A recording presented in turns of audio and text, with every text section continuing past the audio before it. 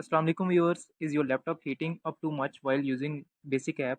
In this video, I'll show you one simple setting that can reduce overheating and protect your device. First, open setting, go to system, then go to power and sleep option. Click on additional power setting, change plan setting. Click on change plan setting. Then click on change advanced power settings. Then scroll down and click on processor power management and then click on maximum processor state 80%.